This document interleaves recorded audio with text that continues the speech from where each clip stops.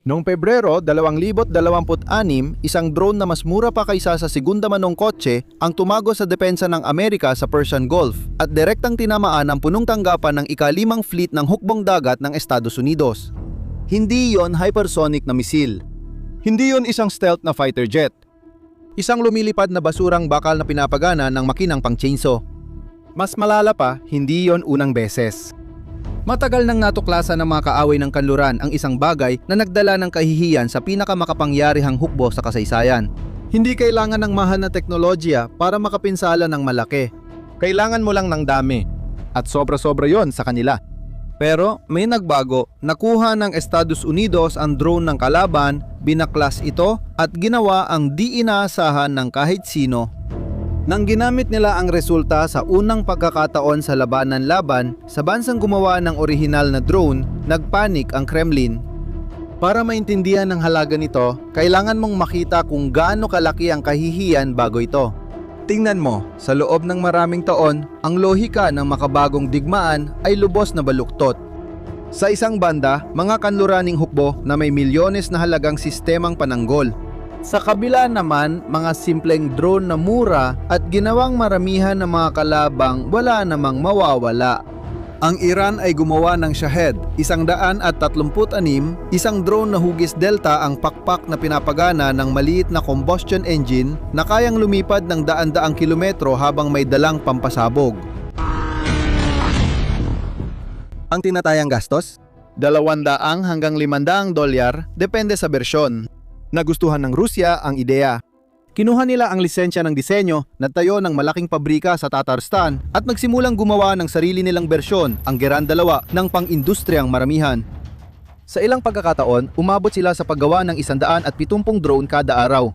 Sa pagitan lang ng 2022 at 2026, nagpakawala ang Rusya ng humigit kumulang 50,000 ng mga drone na ito laban sa Ukraine.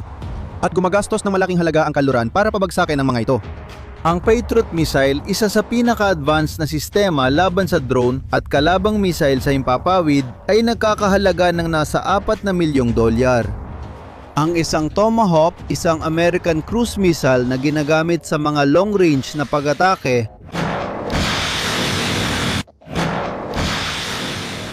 ay nagkakahalaga ng $2 milyon. Kahit ang mga pinakasimpleng sistema ng depensa ay umaabot sa daan-daang libo. Isang walang saysay na ekwasyon ang gumastos ng milyon-milyon para sirain ang isang bagay na nagkakahalaga lang ng ₱500. Nadiskubre ng mga kalaban ng kanluran ang malaking butas at tuloy-tuloy nila itong ginagamit.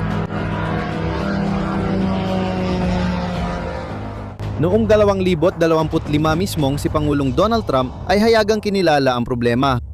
Pinuri niya ng hayagan ang Shahed ng Iran, tinawag niya itong napakahusay, mabilis at nakamamatay at pinuna ang mga Amerikanong gumagawa dahil hindi sila makagawa ng katulad nito. At napakagaling din nila, mabilis at nakamamatay, kakilakilabot sa totoo lang. Kapag tiningnan mo ang nangyayari sa pagitan ng Russia at Ukraine, ang drone ay pumapatay ng napakaraming tao. Pero may iba pang tao sa kung saan man na nagtatrabaho na rin tungkol dito. At hindi galing sa pinakasopistikadong laboratorio sa mundo ang sagot. Hindi ito nagmula sa isang lihim na budget na bilyon-bilyon ang halaga. Nagsimula ito sa mas simpleng bagay pa. Mas mahirap tanggapin para sa hukbong puno ng pagmamalaki. Ang Ukranya ay nakapagpagbagsak ng libu-libong geran sa mga taon ng labanan. Karamihan ay naging mga labi na lang. Pero kahit papaano, may isang unit na bumagsak na halos buo pa at ang drone na yon ay tahimik na inilipat papunta sa Estados Unidos. Isang maliit na kumpanya sa Arizona na Spectre Works ang tumanggap ng drone. Kinaras nila ang bawat piraso, inaral ang bawat bahagi. Muling itinayo lahat mula umpisa gamit ang mga materyales na Amerikano at inangkop na arkitektura. Ang resulta ay nabigyan ng pangalan, Lucas. Isang daglat para sa sistema ng murang, hindi pinapatakbong pang-atake. Isang opisyal ng Amerika ang naglahad ng proseso sa diretsong paraan. Nakuha namin ang isang Shahed mula sa Iran, inexamine at ginaya namin ito. Sa pisikal na anyo, ang Lucas ay halos kamuha ng orihinal. Delta wing, likurang makina, di kapansin-pansin itsura. Pero sa loob, iba ang kwento. Dinisenyo ito para lumipad sa magkakaugnay na mga grupo parang isang kuyog. May dala ang ilan sa kanila na wala si Shahed, pero mamaya na natin yung pag-usapan. Magkano ang presyo kada isa? $35,000. Mas mahal kaysa orihinal ng Iran. Totoo iyon. Pero kahit ganon, napakaliit pa rin ang halaga nito kumpara sa karaniwang missile ng Amerika. At mas mabilis pang gawin. May ikukuwento ako sa iyo na bihirang talakayin ng ganito, kalalim na mga channel. Lubos nitong babaguhin ang kwento ni Lucas. Noong madaling araw ng Enero 3, 2026, nagising ang mga residente ng Caracas, kabisera ng Venezuela, sa isang kakaibang tunog na hindi pa nila naririnig.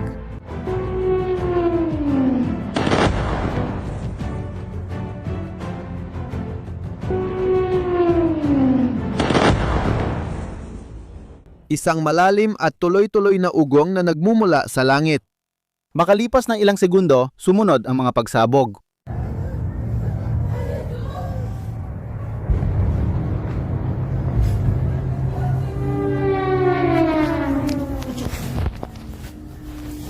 Sunod-sunod na tinamaan ang mga pasilidad militar sa lungsod.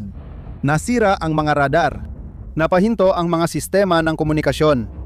Habang may kaguluhan sa mga base ng Venezuela, mababang lumilipad ang mga helicopter ng Amerika sa ibabaw ng dagat papasok sa bansa.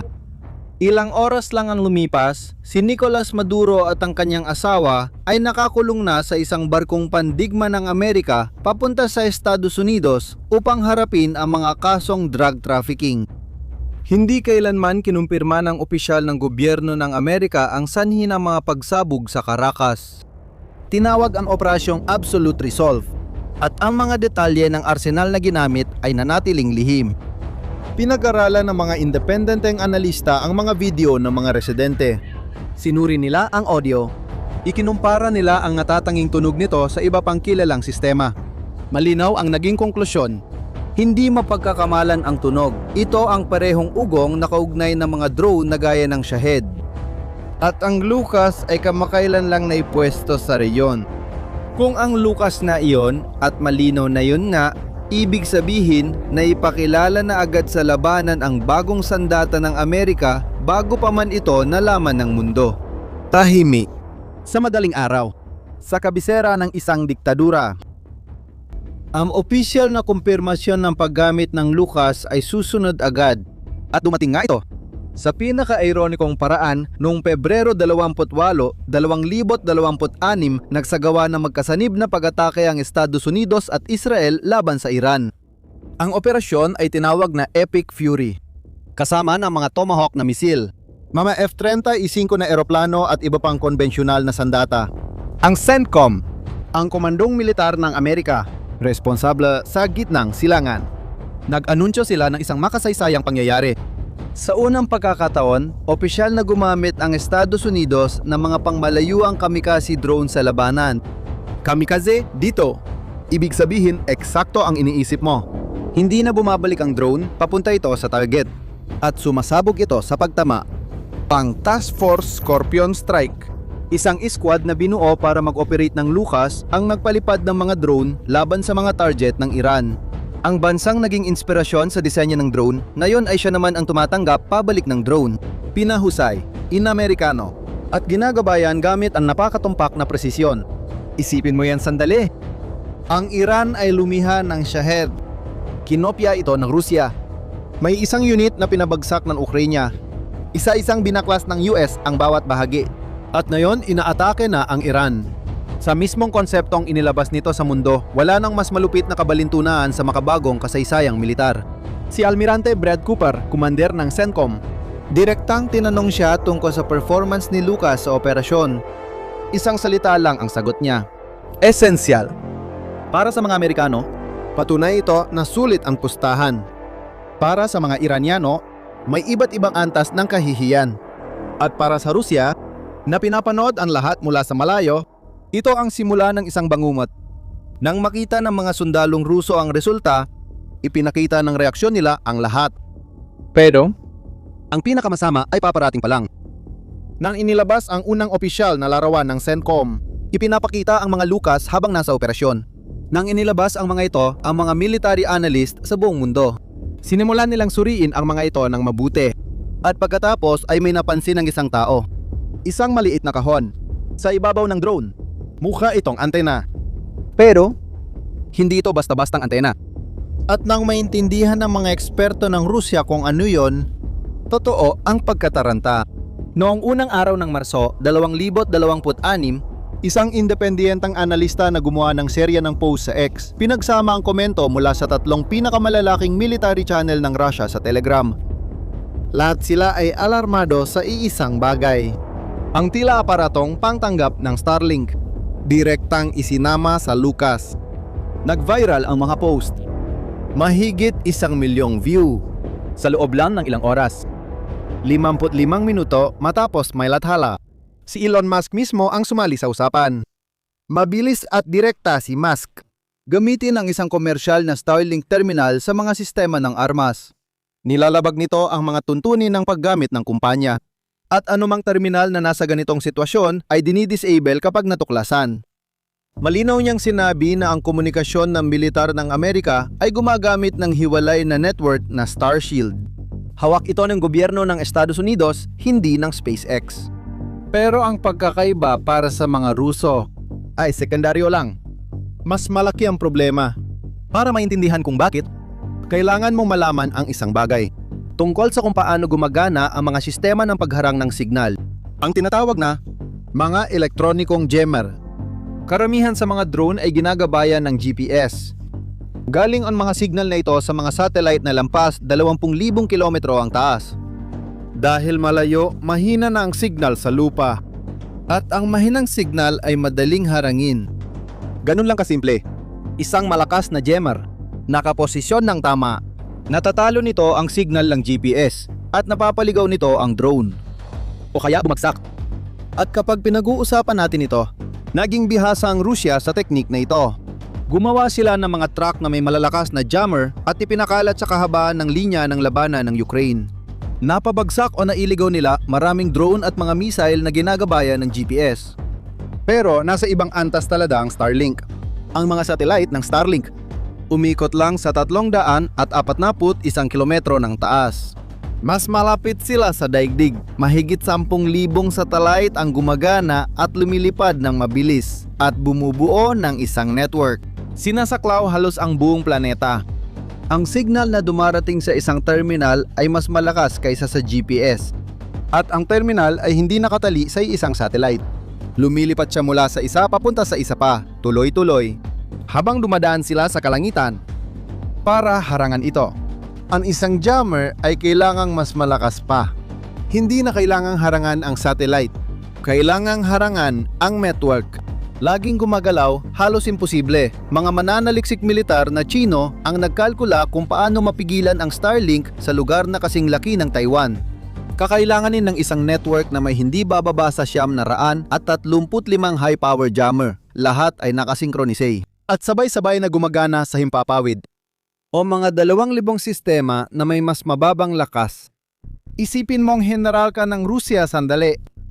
Ngayon, ang Rusya ay may mas mababa sa 100 ganitong sistema sa buong teritoryo ng Ukraine at winasak na ng Ukraine ang 74 sa mga ito, 935. Nasa ibang universo ang bilang ngayon. Kung ilalapat sa Ukraine, kung saan ang haba ng linya ng labanan ay nasa 800 hanggang 1,200 kilometro ang haba, dagdag pa ang teritoryo ng Rusya na dapat ding protektahan. Protection laban sa malalayong pag-atake.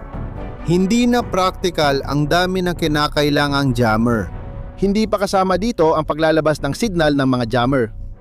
Ang signal na inilalabas ay matutunton. At ang pwedeng matunton, pwedeng wasakin din. Ang Ukraine ay nakapagwasak na ng hindi bababasa. 74 na sistema ng elektronikong pakikidigma ng Rusya mula noong 2022. Ang channel na Ruso, obsessed with war. Ipinahayag nito ang nararamdaman ng mga matataas na opisyal ng militar ng bansa. Sa isang viral na pangungusap sa mga kaluraning taga-Suri na nagsabing, kung di tayo makahanap ng solusyon sa konstelasyon ng mga satellite sa loob ng isang taon, magiging napakasama ng sitwasyon para sa atin. At ang pinakamalaking ironiya ay mula sa di inaasahang lugar. Sinubukan din ng Rusya na gamitin ang Starlink sa buong 2025 Sinimulan ng hukbong Ruso na lagyan ng illegal na Starlink terminals ang kanilang Giran drones. Ikinontrabando ito sa pamamagitan ng mga bansang tagapamagitan at inaktiba gamit ang pekeng dokumento. Pareho lang ang layunin. Gawing immune ang mga drone ng Russia sa electronic na pagharang ng Ukraine. Sa loob ng ilang panahon, gumana ito. Pero noong Enero ng 2026, Giran na may Starlink terminal ay tumama sa isang pampasaherong tren na gumagalaw sa rehiyon ng Kharkiv sa Ukraine. 5 sibilyan ang namatay. Karaniwang mga tao sa isang karaniwang tren. Namatay dahil sa drone na ginamitan ng ninakaw na teknolohiya na hindi man lang dapat hawak ng Rusya. Ang pag-atake ay natunton sa drone na konektado sa Starlink. Agad nag-react, nagpatupad ang SpaceX ng whitelist system. Nagbe-deactivate ng lahat na hindi autorisadong terminal sa conflict zone. Ilang araw pa lang, nagkaproblema na sa komunikasyon ang maliliit na grupong sundalong Ruso na umaasa sa Starlink. Nahinto ang mga planadong opensiba.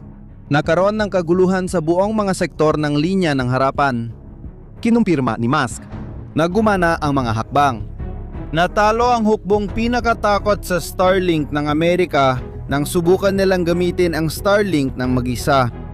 At ngayon, pinag-iisipan ng Pentagon ang hinaharap.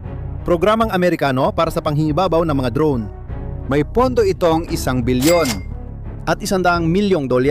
Ang layunin ay makakuha ng mahigit 300,000 mga drone hanggang sa simula ng 2028 at ang halaga kada isa ay mabilis na bumababa. Sa advance na bahagi ng programa, dapat umabot sa $2,300 bawat drone. $2,300 para sa isang drone na ginagabayan ng satellite. Kayang kumilos ng parang isang kuyog, immune sa elektronikong panghihimasok. Mga Amerikanong analista at mga blogerong militar na Ruso. Pareho silang nakarating sa parehong konklusyon. Walang hadlang na mayangkop din ang parehong teknolohiya sa mga misil na Tomahawk at mga rocket ng HIMARS. At halos sa lahat ng sandatang pwedeng lagyan ng antena. At ito, sige, hindi ito ebolusyon sa sining ng digmaan, kundi revolusyon. Gusto kong marinig ang opinyon mo. Sa palagay mo ba, kaya ng Russia o China gumawa ng tunay na katapat ng Starlink sa mga darating na taon? Ilagay ang iyong sagot sa mga komento. Kung napaisip ka ng video, ibahagi ito sa taong dapat makapanood. Kung di ka pa subscribe, mag-subscribe ka na. Lingguhan naming ginagawa ang ganitong pagsusuri. Hanggang sa muli.